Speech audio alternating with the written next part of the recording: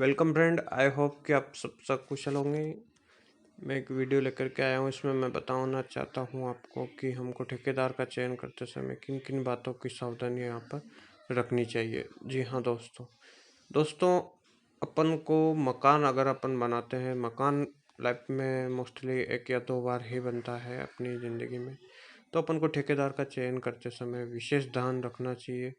Video में हमारे साथ जुड़े रहे, चैनल को सब्सक्राइब करें, बेल घंटे का निशान दबाएं और दोस्तों के साथ में शेयर करें ताकि आपको नए नए नोटिफिकेशन भी मिलते रहे और जानकारियां भी मिलती रहे। जी हाँ दोस्तों, आपको बताना चाहता हूँ मैं, कंस्ट्रक्शन का जो कॉस्ट है लेबर रेट में हमारे राजस्थान मध्य प्रदेश में 100 रुपये से 200 रुपये स्क्वायर फीट के बीच में चलता है। अब आप बताएंगे, आप बोलेंगे कि हमारे यहाँ पर इतना है, हमारे यहाँ इतना है, तो हर स्टेट में इसका रेट चेंज होता रहता है, जो कि लेबर की रेट के हिसाब से चेंज होता है। जहाँ जिस क्षेत्र में लेबर सस्ता मिलता है वहाँ पर रेट कम होता है। बहुत सी जगह ये काम 120 रुपये स्क्वायर फीट में भी हो जाता है। तो ये काम के हिसाब से होता है, काम और क्वालिटी के हिसाब से। तो दोस्तों, हमको ठेकेदार का चयन करते समय किन किन बातों का ध्यान रखना चाहिए, उनके बारे में मैं आज आपको एक एक क्लियर करके बताऊंगा। जी हाँ दोस्तों, हम ठेकेदार का चयन करते समय हमें एक ही ठेकेदार की बातों में नहीं आना चाहिए। वो बड़ी बड़ी बातें करते हैं कि हमने वो किया है, वो किया है, वो किया है, लेकिन हमको उनका कार्य, उनकी चल रही साइटों को देखकर, उनके कार्य को देखकर ही अपन को फाइनल करना चाहिए। उनके जैसे हम उनके कार्य को देखेंगे, अगर अपन संतुष्ट होते हैं तो ही अपन को उसकी हाँ करनी है, वरना उसके कार्य की हाँ कभी नहीं करनी चाहिए। उनकी 3-4 साइट देखने के बाद में ही ठेकेदार का चुनाव करें। ठेकेदार बहुत सी बार बड़ी बड़ी बातें करते रहते हैं कि हम इतने दिन में कर देंगे, इतने दिन में कर देंगे, लेकिन अपन को उसकी टाइम लिमिट के हिसाब से भी उसका चयन करना चाहिए। और दोस्तों, रेट का भी हमको ध्यान रखना चाहिए कि कौन ठेकेदार कितना रेट ले रहा है। इसलिए अपन को 4-5 ठेकेदारों को यहाँ पर रेट का कंफर्म कर लेना चाहिए। अगर अपन रेट कंफर्म करते हैं और हमको लगता है कि ये ठेकेदार कम ले रहा है, तो अपन पैसे के चक्कर में भी उस कम रेट वाले ठेकेदार का चयन ना करें, क्योंकि वो कम रेट में फिर वो क्वालिटी बिगाड़ देगा, तो अपने मकान की कंडीशन ख़राब हो जाएगी। इससे अच्छा है कि अपन को दोस्तों, अगर हाई रेट ले रहा है कोई ठेकेदार और अगर उसकी क्वालिटी ज़्यादा बेस्ट है, तो अपन को हाई रेट वाला ही प्रेफर करना चाहिए। और कोई अगर लो रेट में क्वालिटी सही दे रहा है, तो अपन को लो रेट वाला भी अपन प्रेफर कर सकते हैं। मकान बनाते समय सबसे महत्वपूर्ण बात यही होती है कि ठेकेदार का चुनाव हमको किस तरीके से करना चाहिए।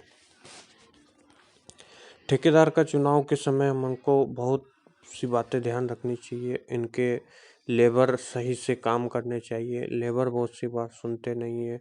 मकान मालिक का सबसे बड़ा समस्या यही होता है मकान बनाते समय कि लेबर सुनता नहीं है। लेबर की वजह से ही उनकी समस्या पैदा होती है।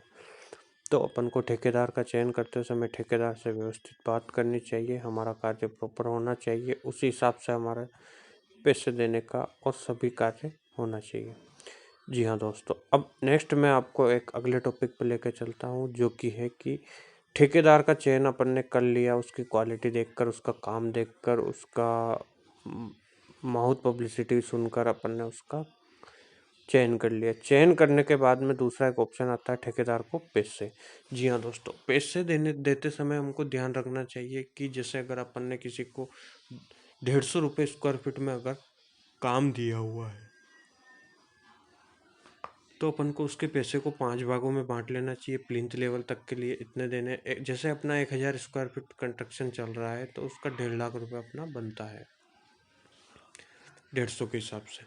तो उस हिसाब से अपन को उसको 5 भागों में बांट लेना चाहिए। प्लिंथ लेवल तक इतना देना है, इसको लिंटेल लेवल तक इतना देना है, और टॉप हाइट तक इतना देना है, छत के टाइम इतना देना है। उस हिसाब से अपन को पैसा देना चाहिए। ऐसा ना हो कि अपन उसको पैसा देते रहें और लास्ट में अपन को पता चले कि इसका तो 1.5 लाख बन रहा था, अपन ने इसको 175 या 2 लाख पूरे कर दिए। तो ऐसी कंडीशन में फिर क्या होता है दोस्तों कि वो ठेकेदार काम नहीं करता है। उसके पास अगर ज़्यादा पैसा चला जाता है, तो अगर वो बेईमान है तो वो काम नहीं करेगा प्रॉपरली, तो फिर अपन को उसमें दिक्कत आने लगती है। तो ऐसी दिक्कत ना आए उसके लिए हमको पैसा प्रॉपरली मैंने जिस हिसाब से बताया आपको 4-5 भागों में डिवाइड करके ही अपन को उसमें पैसा देना चाहिए। इससे अपन को फ़ायदा रहता है और बाद में अपन को समस्या नहीं आती है। जी हाँ दोस्तों, और एक दूसरा सबसे बड़ा इश्यू आता है तराई का। जी हाँ दोस्तों, कभी भी किसी भी ठेकेदार को ठेका देते समय अपन को तराई के लिए उसी में बात नहीं करनी चाहिए, क्योंकि तराई की बात अगर अपन उसमें कर लेंगे तो वो प्रॉपर तराई नहीं करेगा।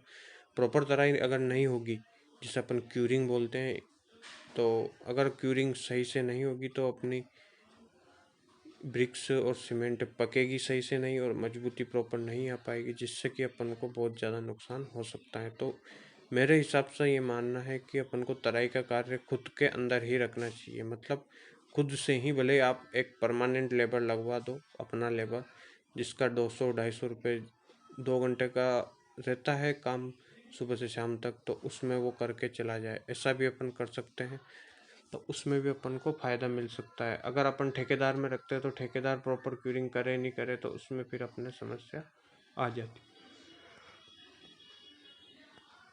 ठेकेदार को ठेका देते समय दोस्तों अपन को ये बात भी ध्यान रखना चाहिए कि ट्रांसपोर्टेशन किसका रहेगा, उसका भी अपन को कंफर्म कर लेना चाहिए, क्योंकि ट्रांसपोर्टेशन का भी 10 से 15 हज़ार रुपये कॉस्ट बन जाता है। जैसे शटरिंग का सामान लाने का, सीमेंट, सरिया वगैरह ऐसी चीज़ें लाने के लिए जो ट्रांसपोर्टेशन होता है, अगर ठेकेदार वह चार्ज अपने अंदर जोड़ देता है तो वो अपने को एक्स्ट्रा चार्ज पड़ जाता है। कोशिश ये रखनी चाहिए कि वो सब ठेकेदार के अंदर में रहे, ताकि अपन को बचत मिल सके। और ऐसे ही बहुत सी छोटी छोटी जानकारियाँ यहाँ पर होती है दोस्तों, जिनका हमको विशेषतर ध्यान रखना चाहिए।